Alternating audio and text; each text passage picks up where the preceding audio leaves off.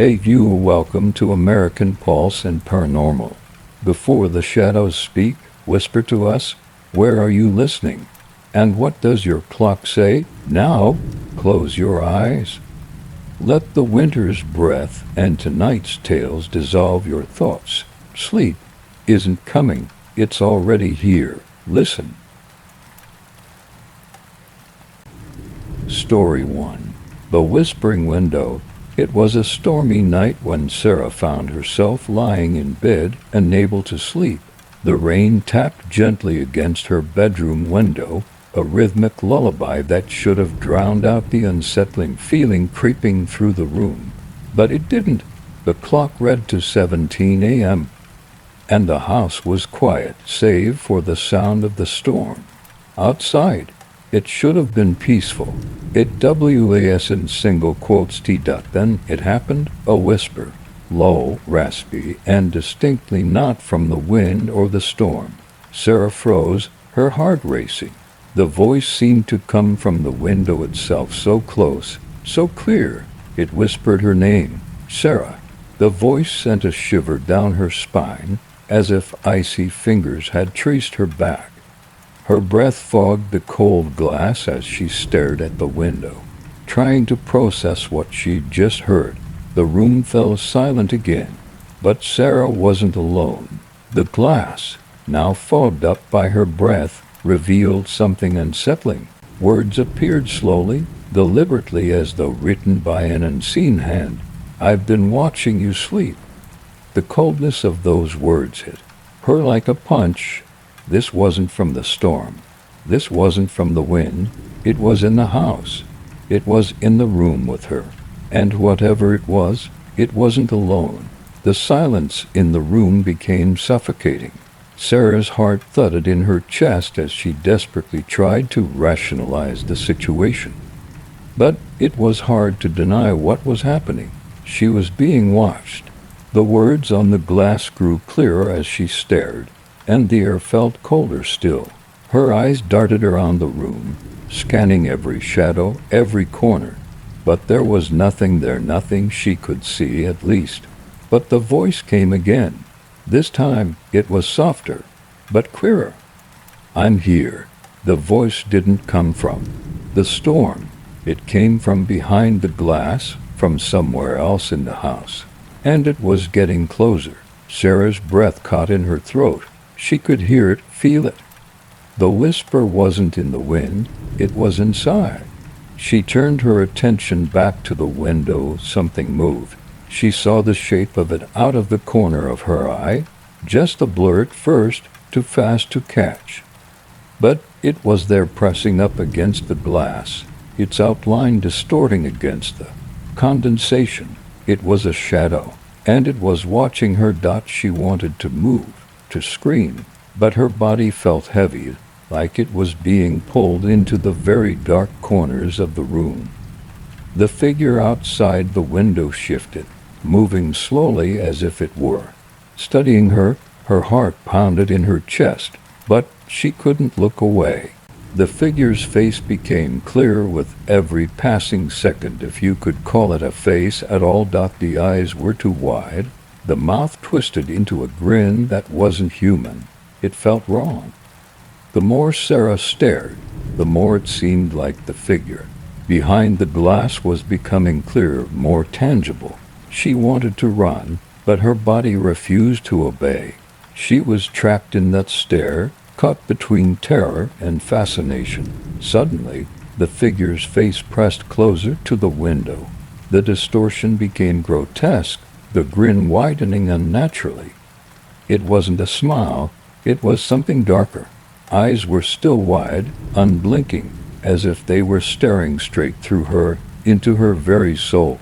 The temperature in the room dropped, and Sarah's breath fogged up the glass again, but this time there was something else. The figure's hand, thin, pale, and twisted, pressed against the window, its fingers scraping at the surface. It was a pale, twisted hand that seemed to almost glow in the dark, as if it didn't belong to this world.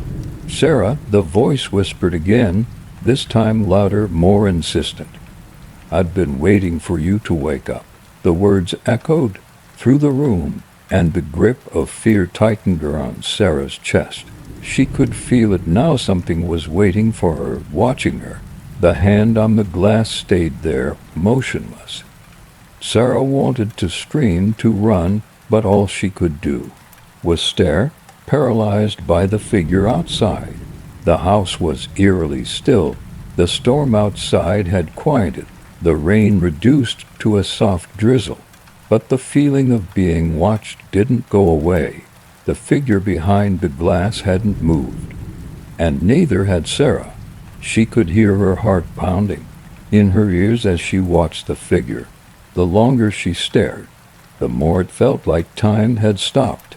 It was like the world outside had ceased to exist, and only the figure remained, trapped on the other side of the glass. Sarah's breath came in shallow gasps as she tried to comprehend what she was seeing, and then, just as quickly as it had appeared, the figure was gone. The hand slipped away from the glass, and the shadow vanished into the night. The room returned to its eerie silence, but Sarah wasn't sure if it was gone. She couldn't shake the feeling that it was still there, waiting, watching. It had been almost an hour since the voice had whispered her name through the window, and Sarah still couldn't shake the eerie feeling that had taken hold of her.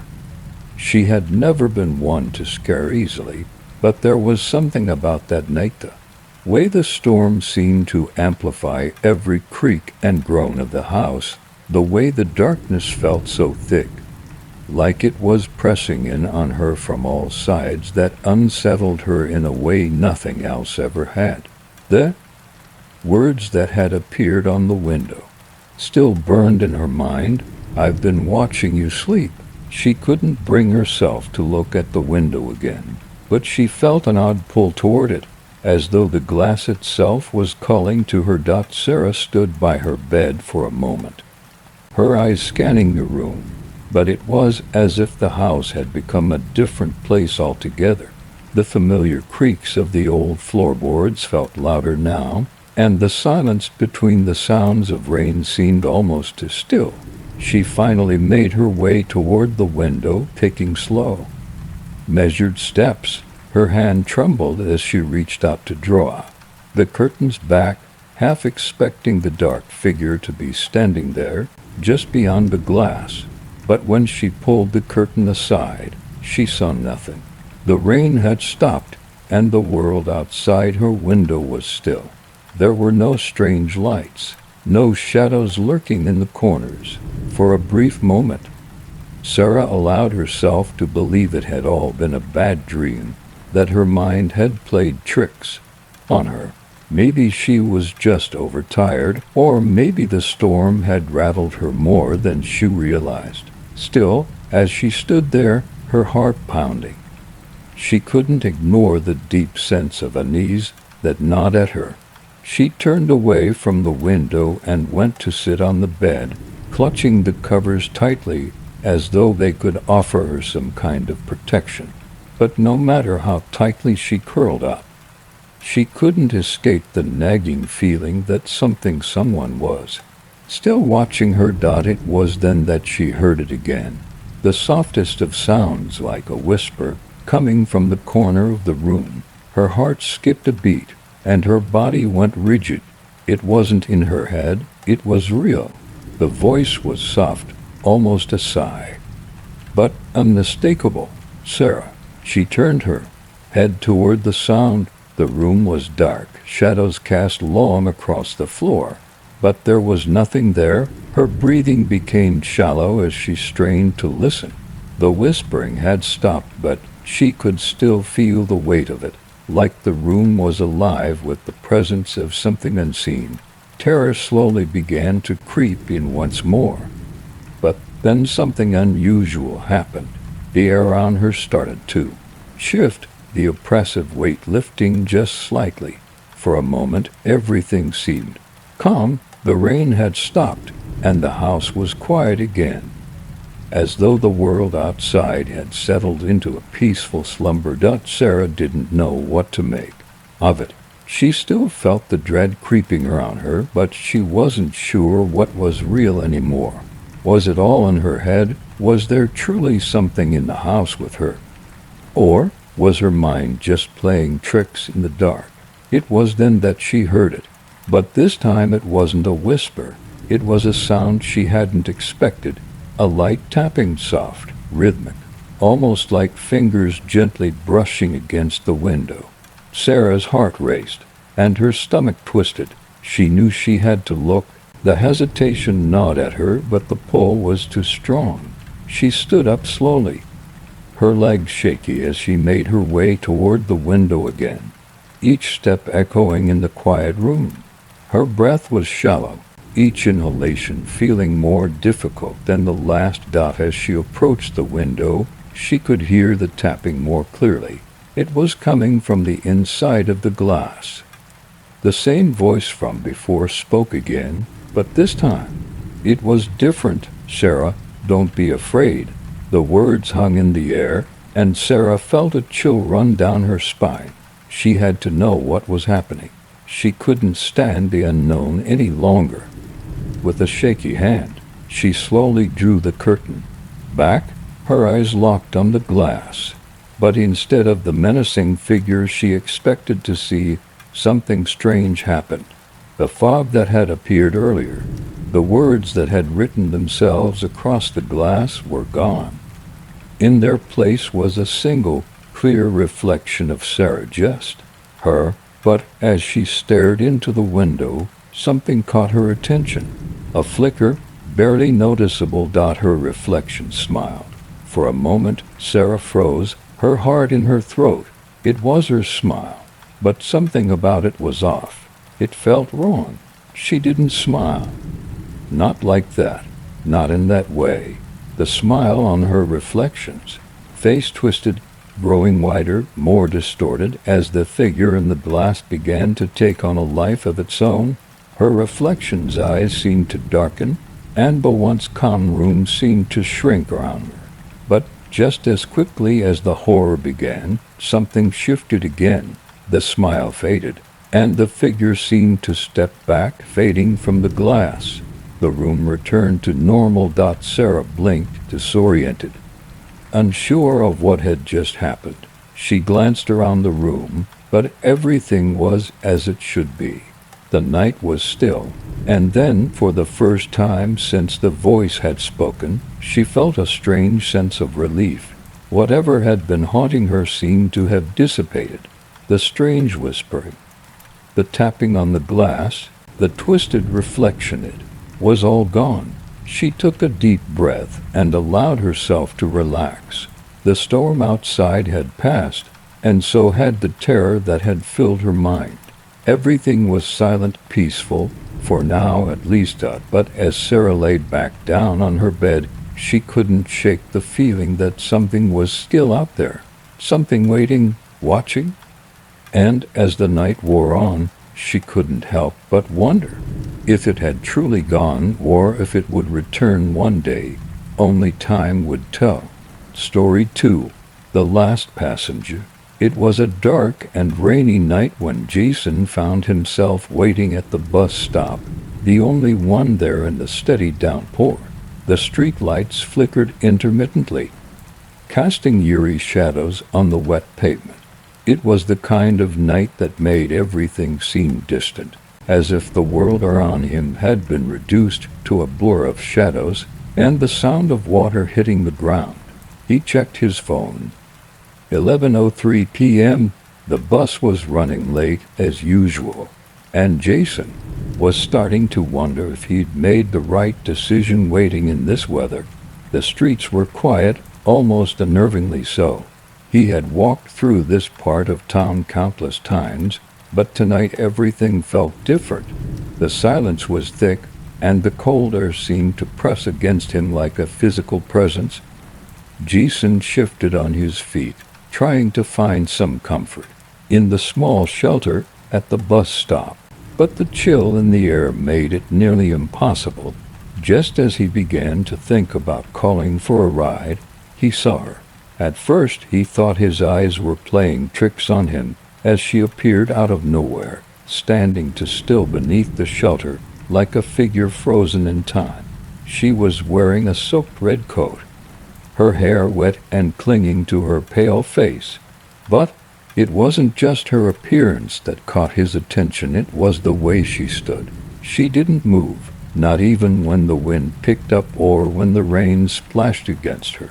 She simply stared ahead, her eyes fixed on the dark road that stretched before them. Jason hesitated for a moment, unsure whether to approach her. Something about the way she stood there, motionless, sent a chill down his spine. Yet, with no one else in sight and the bus still nowhere to be seen, he figured he might as well strike up a conversation. He was, after all, not the only one stuck waiting. "Hey," he called out, stepping toward her, trying to break the silence. "Are you waiting for the bus to?"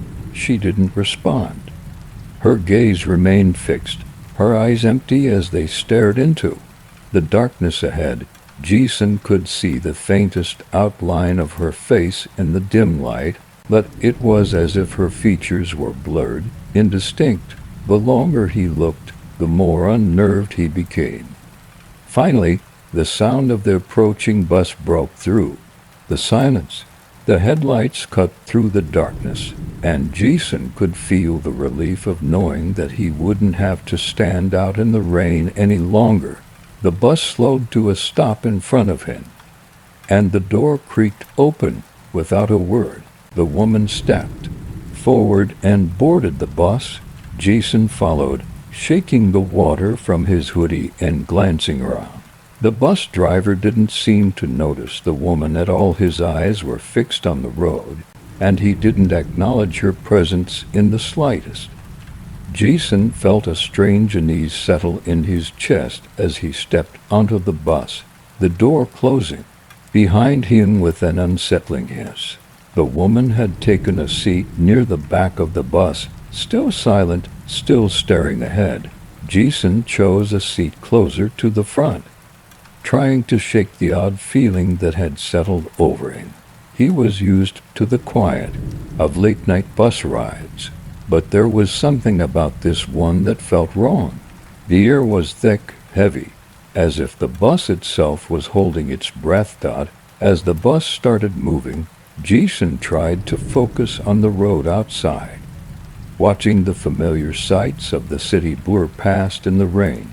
But his thoughts kept drifting back to the woman in the red coat. Why hadn't she said anything? Why did she just get on without a word? And why did she seem so off? He couldn't quite put his finger on it, but everything about her felt out of place. She didn't belong here. She didn't belong anywhere. The bus ride continued, the engine's low hum blending with the sound of the rain beating against the windows. The rhythmic motion of the vehicle was almost soothing, but Jason couldn't shake the feeling that something was wrong. It was a sensation that crawled under his skin, making him itch with unease. Something in the air was off. Something about the night didn't feel right. And then, as the bus turned a corner and the street lights flashed past, he felt it, the unmistakable sensation of being watched. Jason glanced over his shoulder. The woman in the red coat was staring at him, her eyes locked onto his with an intensity that made his skin crawl. Her face was expressionless, but her gaze was chilling cold, like the stare of a predator sizing up its prey. He quickly turned back around, hoping to shake off the feeling, but it lingered, gnawing at him. The bus lurched forward, and Jason heard a faint sound almost like a whisper coming from behind him. He froze, his heart skipping a beat. It wasn't loud, but it was there, and it sent a chill down his spine. "You shouldn't have gotten on," the voice said, low and hushed. Jason's blood ran cold. He turned to look over his shoulder again, but the woman hadn't moved. She was still sitting there, her hands folded neatly in her lap, her eyes staring straight ahead. but he could feel the weight of her words hanging in the air like a warning. Before he could respond, the lights inside the bus flickered. At first, it was a brief flash, but then they went out completely. The sudden darkness was complete and suffocating. Jason's heart pounded in his chest as he fumbled for his phone, trying to turn on the flashlight. But before he could get it to work, the lights flickered back on when the bus's lights returned. Everything had changed. The seats that were once filled with other passengers were now empty. There was no one else on the bus. The only other thing that remained was the woman's red coat, neatly folded on the seat where she had been sitting. Jason's pulse raced as he stared at the empty seat. His breath came in shallow gasps, and the world outside the bus seemed to be moving too quickly. The streets blurred past, but the city had become a ghost town. Nothing felt real anymore. He looked back down at the coat, his mind reeling with disbelief. His stomach twisted in knots. As the bus continued its journey through the stormy night, Jason couldn't shake the feeling that he was no longer in control of what was happening. The silence had returned, and with it, a sense of unease that hung in the air, suffocating everything. Jason's heart pounded in his chest as he sat frozen in his seat, staring at the empty space where the woman in the red coat had been just moments ago. The eerie silence of the bus was suffocating, and the dim light from the flickering overhead bulbs seemed to cast long shadows across the empty seats. His fingers gripped the edge of his seat, and he could feel his palms starting to sweat. The smell of rain and wet asphalt seeped in through the open vents, but it did nothing to calm the dread that had settled deep inside him. What just happened? He tried to shake off the feeling, telling himself it was just a trick of the mind, but there was no denying it. The bus was now completely empty, save for him and that damn red coat. His eyes darted between the seat where the woman had been and the empty aisles. He couldn't stop looking at the coat, which was still neatly folded, its deep red color stark against the faded interior of the bus. Jason took a slow, deep breath, his mind racing. The woman, she'd said something to him, something about not getting on the bus. Had he imagined it? No, he clearly heard her voice, cold and distant, whispering the words right into his ear. "Should I get off?" he muttered to himself, though he knew it was too late now. The bus was already moving, and the streets outside were now a blur of rain-slicked pavement and darkened storefronts. The bus continued down the road, its headlights cutting through the storm. But Jason couldn't shake the feeling that something was terribly wrong. He turned back to the window, staring into the rain-soaked world outside. The city felt empty, like a ghost town. There was no sign of life, no cars, no pedestrians. Just the sound of the rain pounding against the glass, louder now, as though it were trying to drown out something Jason wasn't supposed to hear. As the bus turned another corner, Jason's eyes caught something. In the reflection of the window, he saw something move, a figure standing on the sidewalk, a person drenched to the bone staring at the bus. Their face was obscured by the shadows, but their posture was unmistakable. They were watching him. The figure was still, unnervingly still, as if waiting. Jason's stomach twisted. Was it the woman from earlier? No, she was gone. She had to be. And yet, this new figure was somehow different. The hair on the back of his neck stood up as he strained to get a better look, but the figure seemed to vanish the moment he turned his head toward the window. It was gone. He shook his head, trying to convince himself it was just his imagination, but the unease settled deeper into his chest. He turned back to the front, glancing at the driver. But the man hadn't changed. He was still focused on the road, his hands gripping the wheel with a firm, mechanical precision. It was as if he was in a trance, unaffected by the strange things happening around him. Jason tried to catch the driver's attention, but the man didn't seem to hear him. He just kept driving, his gaze fixed forward. Where am I even going? Jason thought to himself, suddenly aware that he had no idea what the route was. He hadn't been paying attention when he got on the bus, distracted by the woman. He glanced at the digital sign above the windshield. It was flashing, but the name of the bus stop seemed to keep changing, scrolling quickly, unreadable. Something wasn't right. Jason's thoughts were interrupted by a sudden jolt of the bus, as though it had hit a bump in the road. But it wasn't just a bump, it was something far worse. The entire bus seemed to shake, the lights flickered again, before the vehicle lurched to a stop. For a moment, everything went dark. His breath caught in his throat as he tried to adjust to the sudden blackout. The sound of the rain against the bus grew louder, almost deafening. Jason's hands trembled as he reached for his phone again, hoping to turn on the flashlight. But before he could, the lights came back on, flickering weakly at first, then settling into an eerie, steady glow. When the lights fully returned, the bus had changed.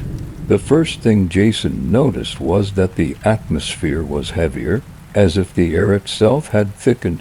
The air was damp and cold, and the faint smell of something metallic hung in the air. He didn't know why, but he felt as though he were no longer on the same bus. It was as if the bus had transported them to another place entirely. He looked down the aisle, his gaze settling on something that made his blood run cold. In the seat where the woman's red coat had been, there was now a strange shape, a large, dark object sitting at an odd angle. Jason felt a pang of fear deep in his chest as he stared at it, trying to make sense of what he was seeing. It was almost like a pile of clothing, but it was too bulky, too unnatural. It wasn't until the bus stopped again, this time with a sharp screech, that he realized what it was. The object was not clothing at all. It was a body wrapped in red fabric, its face obscured by a deep shadow, but its posture unmistakable. It was slumped over in the seat, its arms hanging limply by its sides, and its legs bent at odd angles, as if it had been thrown there without care. Jason's mouth went dry, his heart racing as his eyes scanned the rest of the bus. The other seats were still empty, but the longer he stared at the body, the more he realized it was too familiar, too close. His pulse quickened. There was something about the way the body was positioned, something about the stillness of it, that made him sick to his stomach. It looked almost like it had been waiting for him.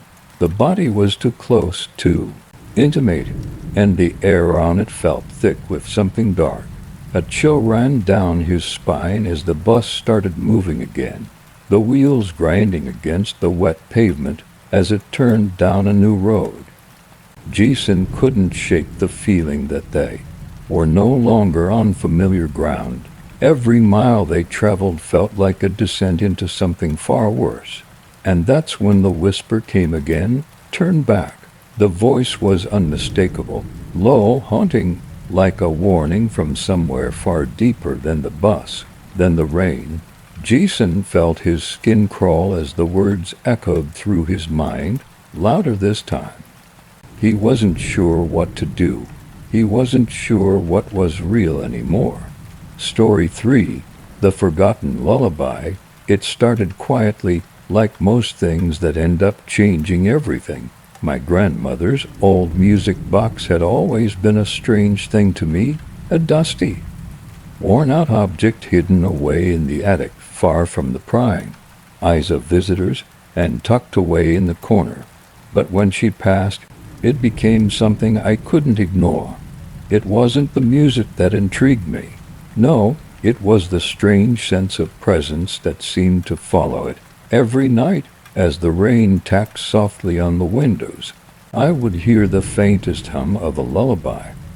The sound would float through the house, soft and calming, almost like a memory, trying to come back to life. I never thought much of it at first. After all, it was just a lullaby, one that had been playing for years, ever since I was a child. But that night, something changed. It was 3 o'clock a.m., the rain louder than usual, as though it was pounding against the roof with a sense of urgency. I couldn't sleep, not with the storm howling outside, but something else kept me awake. The lullaby. It was playing again, only it was different this time. The melody sounded off, like it was out of tune, as if it were trying to tell me something I wasn't ready to hear. I tried to ignore it, pushing the covers over my head, hoping to drown out the sound, but it only grew louder, filling the room with its haunting notes. I couldn't escape it. Reluctantly, I pulled myself out of bed and walked toward the attic stairs. The attic was always cold in a way that made the air thick and suffocating, and the shadows seemed to swallow you whole if you weren't careful. My grandmother had always told me stories about it, how the attic was where secrets lived, and how the objects there were never quite what they seemed. I always thought it was just her old way of scaring me, but now it felt different. The stories seemed more real than I could have ever imagined. As I opened the door to the attic, the music grew louder, more distinct. The melody echoed through the old wooden beams, a sharp contrast to the quiet creaks of the floorboards beneath my feet. I stepped inside, the cold air biting at my skin. The music box sat on the far side of the room, illuminated only by the weak glow of the street light filtering through the tiny attic window. I approached it slowly, my heart pounding in my chest. The box was exactly where I remembered it. Yet something about it felt wrong. It was too still. I had expected it to be a relic of the past, something nostalgic, but instead it felt like it had a life of its own. The melody continued to play, this time with a sense of urgency, faster, sharper, and more insistent than ever before. When I opened the lid, a cold gust of wind rushed past me, sending a shiver through my spine. But it wasn't the wind that caught my attention. It was the music. The tune had warped into something unrecognizable, something dark and almost sinister. The notes were no longer sweet, but harsh, like a warning. And then I heard it, a whisper, soft at first, just a breath, against the back of my neck. But it grew louder, clearer, until it was unmistakable. Hush, little one, I'm under the bed. I froze. My eyes darted around the room, searching for the source of the voice. But there was nothing, no one. Just the sound of the music box playing its distorted lullaby. The rain outside had become a low roar, crashing against the house as though it too were trying to drown out the voice. I backed away from the box, my pulse racing, and tried to shake off the sense of dread that was closing in on me. But the air in the attic had changed. It felt thicker, heavier, and the shadows around me seemed to grow darker, as if something was hiding in them, waiting to make its move. Suddenly, I heard a scraping sound, soft but distinct, like nails dragging across the floor. My breath caught in my throat as I turned toward the far corner of the room, where the shadows were deepest out there in the dark. I could see something moving, a shape, too small to be a person, but too large to be anything else. It crawled, its limbs bending at unnatural angles, and it was coming closer. The music box continued to play its eerie lullaby, now a relentless reminder of the terror building in my chest. I wanted to scream, but the words wouldn't come. My legs were frozen, my feet rooted to the floor as I watched the shadow grow larger, closer. And then I heard the voice again, this time louder, clearer, almost sing-song in tone. "I'm under the bed, come find me." Without thinking, I turned and ran. I didn't know what to expect when I ran from the attic, my heart thundering in my chest as my feet echoed against the old wooden floors. The haunting voice still echoed in my ears, repeating its chilling words. "I'm under the bed" wasn't a request. It wasn't a warning, it was a command. I stumbled down the stairs, nearly tripping over my own feet as I tried to escape the unbearable heaviness that had settled over the house. The music from the attic still clung to the air, a distorted lullaby that seemed to chase me, grow louder with every step I took. But I couldn't stop. Not now, not after what I'd just heard. When I reached the bottom of the stairs, I froze. The house had become unnervingly silent. The rain that had once pounded against the windows had died down, leaving only a soft, distant pattering in the background. But there was something worse than silence. There was an overwhelming sense of presence, as though something was watching me, waiting. I forced myself to take a step forward, my breath shallow. I glanced around the living room, feeling the eyes of something unseen on my back. The air was thick and oppressive, the shadows in the corners too dark, too still. I didn't want to go back upstairs, but I couldn't stay here either. I was trapped between the nightmare above me and the dread below. I tried to shake it off, but the sense of being watched only grew stronger, more suffocating. That voice, it wouldn't leave me. I turned toward the hallway that led to my grandmother's bedroom, the room where the music box had sat for years. The very room where I had first heard the disturbing lullaby. I approached it slowly, as if the walls themselves were holding their breath. The door creaked open on its own, as though it had been waiting for me. I stepped inside, the floorboards creaking beneath my weight. My eyes immediately went to the bed, and for a moment, I didn't see anything unusual, just the familiar dust-covered furniture and the faint smell of lavender that had always lingered in my grandmother's room. But then I saw it, a shadow, a figure crouching low to the ground, its limbs too long, too twisted. It was there, just beyond the edge of the bed, moving with a slow, deliberate crawl. My heart stopped. I couldn't move. I couldn't breathe. The only sound was the music, still playing in the distance, growing louder and more distorted with every passing second. The shadow shifted, and I heard that same whisper again, but this time it was not in my ear. It was louder, clearer, coming from right behind me. "I'm under the bed." Before I could react, the figure lunged. I don't know how I managed to get away. My body moved on its own, and I found myself bolting out of the room, racing down the hallway. My heart pounded in my ears, drowning out everything else. The only thing that mattered was getting away from whatever it was that had followed me down from the attic. I slammed the door to my grandmother's bedroom shut, the sound echoing through the house. For a moment, I stood there breathless, pressing my back against the door. I could hear the faint rustling from the other side, the sound of something moving. But it didn't come after me. I tried to calm my racing thoughts. I couldn't make sense of what was happening. Was I losing my mind?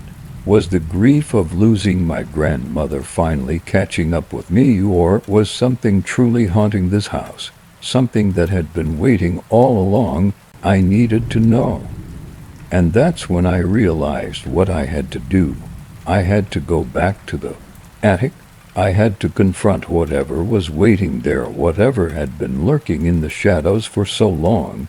I walked back to the staircase, my steps hesitant but resolute. The house seemed colder now, the darkness pressing in around me.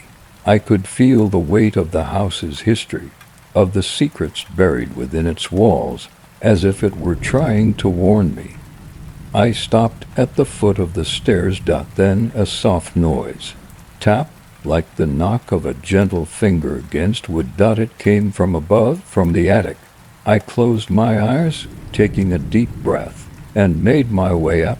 The storm had come back with a vengeance.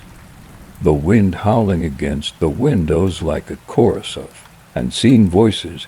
The attic door creaked open with a groan, and I stepped inside. The music box was still there, still playing its haunting lullaby. But now the tune had changed again, warped into something even darker. And that's when I saw it. There, under the flickering light, I saw what had been crawling through the shadows, a child. Or at least, it looked like one. Its eyes were wide, open, unblinking, and black as night. Its skin was stretched thin over bone as if it had been starved for years, and its mouth, it was too wide to be natural. It smiled at me, and that's when I realized. This wasn't just a haunting, this was a warning. The music, the lullaby, it wasn't meant for me. It was meant for the one who had been hiding in the shadows, waiting for someone to come and hear.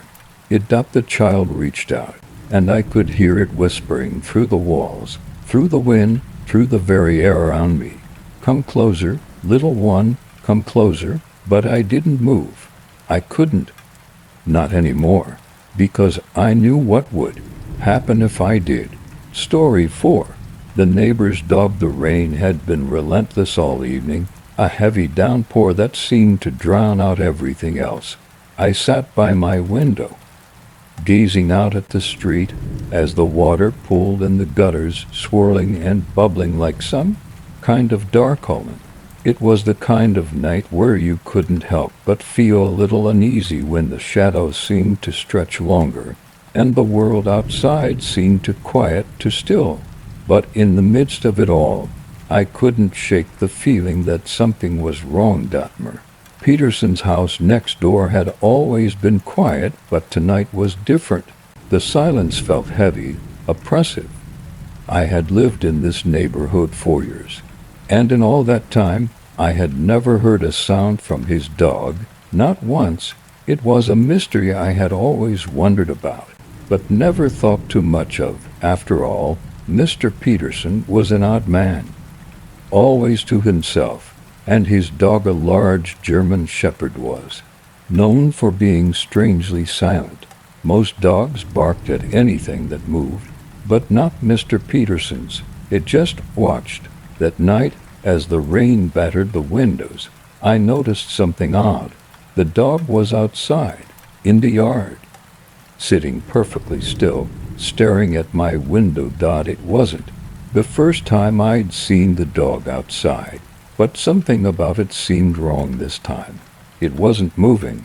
It wasn't barking like I would expect. It wasn't even shifting its weight.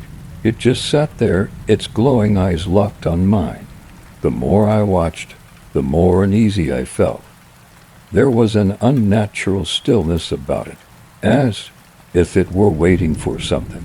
The minutes dragged on. The rain only intensified, but the dog didn't budge. I could almost feel its gaze burning into me through the glass.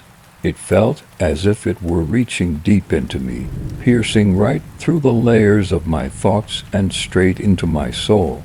I pulled away from the window, trying to shake off the unease that settled deep in my stomach. I had been imagining things. There was no reason to be paranoid about a dog, right? But then I heard it, a low, guttural growl. It came from the yard. I froze, my heart pounding in my chest. That growl wasn't like any sound a dog would make.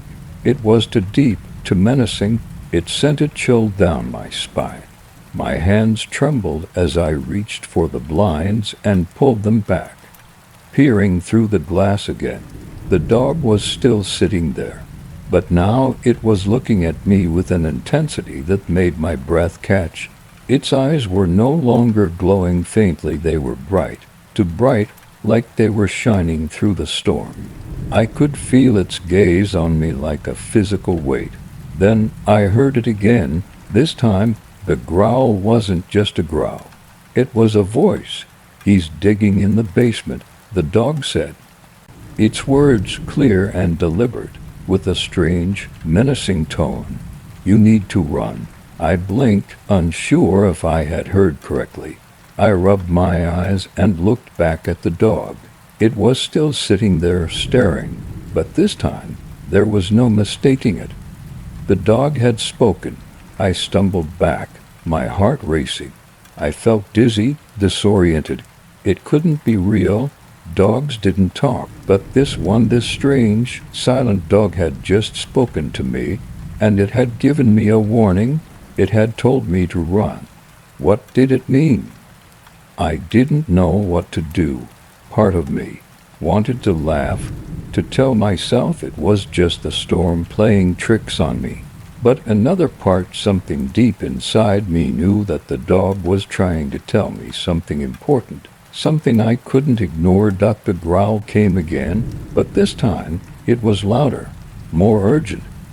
"You need to leave now," it said. Its voice, low and rumbling. "He's coming, and you're in danger." I could feel my pulse quicken. I didn't know why, but something inside me told me that the dog wasn't lying. I couldn't ignore this. I had to act. I grabbed my coat and rushed to the door, my breath shallow, my body tense with fear. My mind was racing. What had the dog meant? Who was coming? What was happening next door?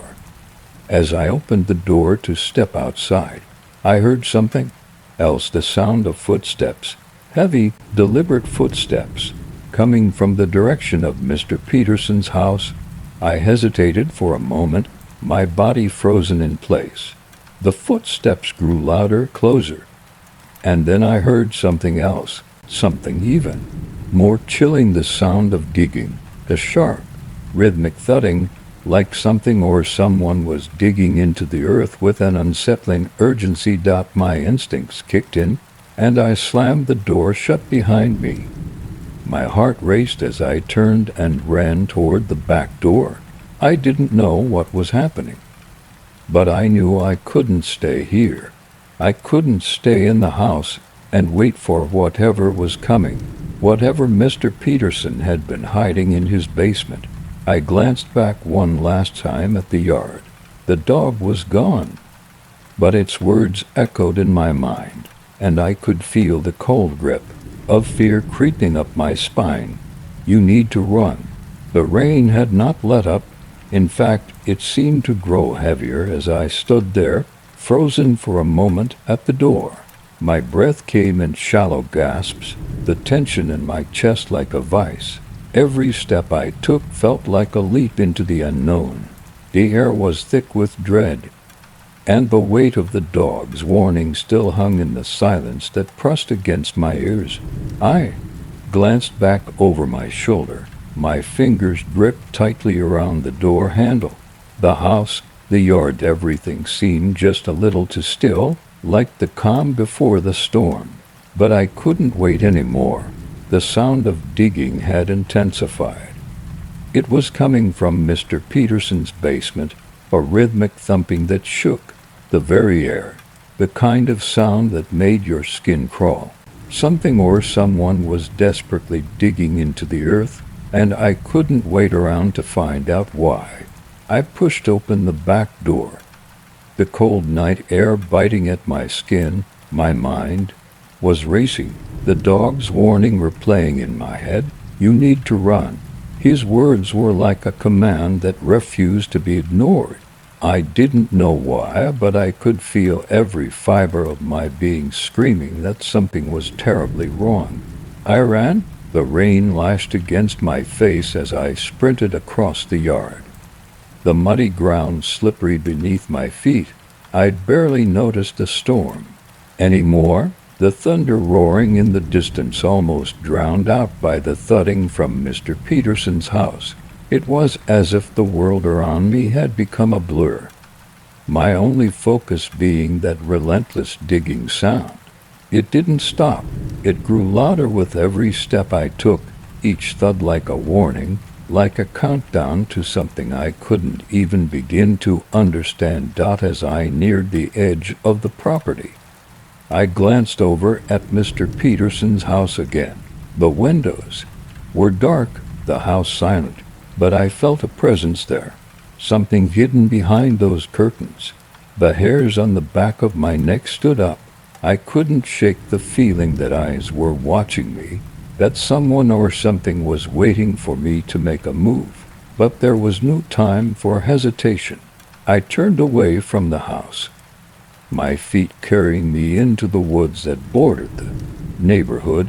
The trees, thick and twisted, loomed above me like ancient sentinels, their branches reaching out like fingers, clawing at the dark sky. It was here in the dense woods that I felt a fleeting sense of safety. The storm's fury was muffled by the canopy above me, and the darkness seemed to swallow me whole, leaving me in a cocoon of eerie quiet. But the relief didn't last long. Just as I thought I might catch my breath, I heard something else, a rustling in the brush behind me. Footsteps, soft, deliberate, like someone knew something was following me. My heart pounded in my chest, the sound of my footsteps mingling with those that trailed just behind. I didn't dare turn around. I knew deep down that whatever was following me wasn't human. The footsteps grew closer, and I quickened my pace, my legs burning with the effort. My breath was ragged, my mind a whirlwind of fear and confusion. What was happening? Why was Mr. Peterson digging? What did the dog mean when it said I was in danger? Suddenly, there was a flash of movement out of the corner of my eye. I whipped my head to the side, but all I saw was a shadow darting between the trees. It was too fast, too fleeting to make sense of, but it was enough to stop me in my tracks. My heart skipped a beat. I wasn't alone. I couldn't make out any details in the darkness, but there was someone moving just beyond the edge of my vision. The hairs on my arms stood up, a chill running down my spine. I wasn't just hearing things. I wasn't imagining the footsteps. I was being followed. And it wasn't the storm or the night that was doing it. It was something else. Something darker. My instincts screamed at me to run faster. But the woods were a maze of shadows, each corner more suffocating than the last. The footsteps behind me grew louder, closer. It was like they were right on top of me, yet every time I turned, I saw nothing but trees and the occasional flicker of moonlight through the leaves. Then the voice, low, gravelly, unmistakably human. "You shouldn't have run." It came from behind me. I whirled around, my pulse racing. There was no one there. The woods were empty, silent. I stood there for a moment, breathing heavily, my eyes scanning the trees, but there was no sign of anyone, no figure in the shadows, no movement. The footsteps had stopped, but something didn't feel right. I slowly turned back around and began walking again, cautiously. I couldn't stay still for too long. The unease in my chest told me that if I did, whatever was following me would catch up. I needed to keep moving. The wind shifted, howling through the trees like a banshee, and I felt something cold against my skin. Not just the chill of the rain, but a deep, penetrating cold that seemed to come from within the earth itself. I stopped again, my feet frozen to the ground. There, in the distance, I saw a figure. It was standing just at the edge of the woods, watching me. It was tall, shadowed. Its features were obscured by the darkness, but the silhouette was unmistakable. Figure that didn't belong in the woods. A figure that shouldn't have been there. And then I realized it was Mr. Peterson. Story 5, The Reflection in the Puddle. It had been weeks since the accident, weeks since I last set foot on the streets where it happened, but that night I couldn't avoid it any longer. The rain had started to fall, as if the sky itself was mourning the same way I had been. The sound of the raindrops hitting the pavement was soothing, almost hypnotic, as I walked down the empty street. But it wasn't enough to drown out the memories, the flashes of the car, the screech of the tires, the moment the world had spun out of control. I had always avoided puddles after that night. It was silly, I knew, a superstition, something that didn't make sense, but I couldn't help it. Every time I looked down at the water pooled on the ground, I saw his face. The boy, the one who had been there, the one who shouldn't have been. But tonight, as I walked alone, my feet led me straight toward one. It wasn't a large puddle, just a small one, about the size of a dinner plate, forming in the middle of the sidewalk, a reflection in the water. I stopped for a moment, looking down at the dark surface. The reflection of the streetlights shimmered in the ripples, dancing with the falling rain. But there was something else, something wrong. At first, I thought it was just my mind playing tricks on me. The light, the shadows, the rain, it was all distorting my vision, right? But no, there it was again. The reflection wasn't mine. The boy in the puddle was holding something small and metallic, a toy truck, rusted, worn from years of neglect. His eyes were wide, staring up at me from the water's surface. His face was pale, almost too pale, like he hadn't seen the light of day in a long time. I took a step back, my heart racing. It couldn't be. My breath came out in shallow gasps, and I fought the urge to turn and run, but my feet were frozen to the pavement. I couldn't look away. The boy's reflection smiled at me. It was a slow, sad smile, the kind of smile you see when someone's lost something they can never get back. His eyes never left mine, and then, as if sensing my fear, he raised one hand and pointed behind me. I spun around, my pulse quickening, but there was nothing there, no one, just the empty street, wet and silent, stretching out before me. The wind rustled the trees, but otherwise, there was no movement, no sign of life. I turned back to the puddle. The boy's smile had faded. His eyes now seemed darker, almost hollow, and the toy truck he had been holding was gone. Instead, his hand was reaching out of the puddle, his fingers slowly curling into a grip. The water around his reflection was rippling, distorting, but I could still see in his eyes following mine, unblinking, relentless. I stepped back again, this time more instinctively. My heart was pounding now, thudding in my chest as the air around me seemed to grow heavier. Something was wrong. Something about that reflection wasn't right. The boy wasn't supposed to be there. He couldn't be. I couldn't tear my gaze away. I had to know. My mind screamed at me to walk away, to leave before it was too late. But I didn't listen. Instead, I leaned in closer to the puddle, almost as if I was drawn to it. My breath fogged up the surface, and I could feel the chill in the air, the moisture in the breeze. The streetlights flickered above, casting their dim glow on the water's surface, and for a moment everything seemed to freeze. That's when I saw it. In the reflection, something else had appeared behind the boy, a figure tall and dark, standing just beyond the puddle. It wasn't clear at first, just a shadow, but as my eyes adjusted, I could make out more details. The figure was cloaked in darkness, its features hidden, but it stood there looming.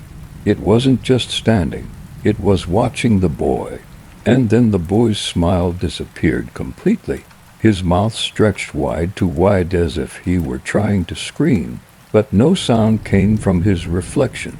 The water on him rippled violently, distorting his face, but I could still see it. The figure behind him had moved. It was leaning forward, its hand now reaching toward the boy. It wasn't a dream. This wasn't just my mind playing tricks on me. The figure in the puddle, the one who had been hidden in the shadows, was real. I staggered back, my legs giving out beneath me. My heart pounded louder in my chest, and my breath was ragged, escaping in panic gasps.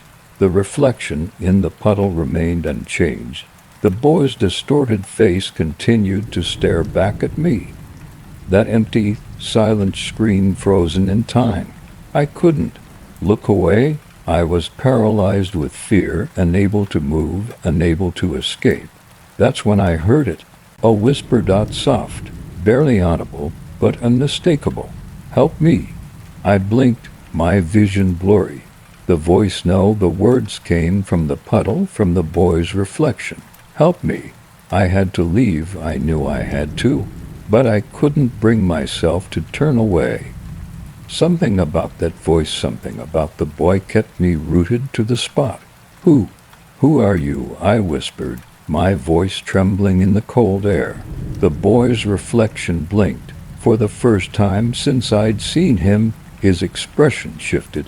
His eyes, which had been vacant, now seemed to be filled with something dark, something old, and as I stared into them, the reflection of the shadowy figure behind him shifted to it was closer now. It was standing directly behind the boy. Its hand, a long, clawed hand, was poised above his head, ready to strike. "Help me," the boy whispered again, but I was too afraid to move, too afraid to help. And then the puddle rippled violently. I didn't know how much time had passed. It could have been seconds, or it could have been hours. All I knew was that I couldn't tear my eyes away from the puddle. The boy's face twisted in that grotesque, silent scream was etched in my mind. His expression shifted again, his eyes no longer just vacant but full of something I couldn't quite name. It was as though he was trying to tell me something. But the longer I stared, the more I felt a sense of dread creeping up my spine. The dark figure behind him, whatever it was closer now. I could see more details. It was tall, unnaturally tall, with limbs that seemed to long, stretching out at angles that didn't seem possible. Its fingers were curled like claws. Its posture slightly hunched, as though it had been waiting in that spot for a long time. The more I looked at it, the more I realized that it wasn't just a shadow, it was real, and it was reaching for the boy. I stepped back, my heart pounding in my chest. Every instinct I had screamed at me to run, to get away from the puddle, from the figure, from whatever dark force was lurking in the reflection. But my feet felt rooted to the ground, as if the puddle itself was pulling me closer, dragging me deeper into whatever nightmare it was trying to show me. "Help me." The whisper came again, this time louder, more insistent. It wasn't the boy's voice anymore. No, it was something deeper, darker, a voice that seemed to rise from the depths of the earth itself. A voice full of despair, of desperation. I looked round, but the street was empty. There were no cars passing, no pedestrians walking by, just the endless rain, the rhythmic tapping against the pavement. The world felt as though it had been frozen in time, leaving me alone with the puddle and the presence that lurked within it. The boy's reflection was no longer smiling. In fact, he didn't even look like he was there anymore. His image had become distorted, as though the water was warping, stretching his face out of shape. His eyes remained locked onto mine, but now they were hollow, empty, dark. I took a deep breath, trying to calm myself. This couldn't be real. It had to be some kind of trick. maybe the rain, the darkness, and my mind had all come together to create this illusion. A warped reflection, a product of grief. After all, I had been through a lot since the accident, but the feeling in my gut that told me this wasn't normal was too strong to ignore. Something was wrong, and I couldn't look away. Figure behind the boy moved again. Slowly, it reached out its clawed hand and hovered just above the boy's head. The boy's face twisted in pain. His mouth opened wide in a silent scream, and I could almost feel the terror that radiated from his reflection. The shadow's fingers curled tighter, as though it was about to grab the boy. Pull him into the puddle, into the darkness. No, I shouted almost involuntarily. The moment the words left my mouth, the reflection in the puddle rippled violently. The surface of the water shuddered as though it had been disturbed by an invisible force. The boy's face vanished in an instant, replaced by an unnatural darkness that seemed to pulse with an otherworldly energy. And then I saw it. The figure now fully materialized in the reflection was no longer a shadow. It was clearer now, its features emerging from the darkness. It was a man, or what had once been a man. His skin was pale, sickly, stretched tight over bone. His eyes were wide and unblinking, but there was no humanity in them. They were empty, soulless, like the eyes of something that had been dead for a long time. I stumbled back, my breath catching in my throat. The figure in the puddle stared at me, and for a moment, I could have sworn it smiled. But it wasn't a smile of warmth or comfort. No, this smile was cold, predatory, full of malice. You shouldn't have looked, it whispered. The voice, low, gravelly, was unmistakably Rio. It sent a wave of ice through my veins, and I felt a chill run down my spine. The words echoed in my mind, reverberating through the air like a curse. I turned, desperate to get away. But before I could move, I heard something else. A rustling sound, something moving in the shadows, just beyond the puddle. I wasn't alone. I wasn't just seeing things. The darkness around me seemed to shift. The figure in the puddle was no longer the only presence. It was as if it was trying to reach through the water, pulling itself out of the reflection. The air grew colder, the wind picking up, as though a storm was beginning to swirl around me. I could feel it now, the pull of something unseen, something ancient and powerful. It was as if the puddle itself was alive, and it wanted me. I had to run. My legs were trembling with fear, but my mind was screaming at me to get away, to escape this nightmare before it consumed me. But as I turned to flee, I saw something that stopped me dead in my tracks. The puddle, despite the rain, despite the ripples and distortions, was no longer reflecting the street. It was reflecting me. I wasn't looking down at the puddle anymore. I was looking at myself. But I didn't recognize the figure in the water. The reflection was distorted, twisted. It looked like me, but it wasn't. The eyes were wrong. They were too wide, too dark, as if something else was behind them, staring out from within. I reached out instinctively, my fingers hovering just above the surface of the puddle. But as my hand came closer, I realized with horror that the reflection in the water was moving on its own. And then it smiled. You spent with us is a huge support, and we're truly thankful to have you on this thrilling and eerie journey. If you enjoyed what you heard today, don't forget to leave us a comment. We're always excited to hear your thoughts and experiences. Did this story stir something inside you? Have you ever encountered something similar? We can't wait to read your stories in the comments. Be sure to subscribe to the channel and hit the notification bell so you're always the first to know when we release new stories.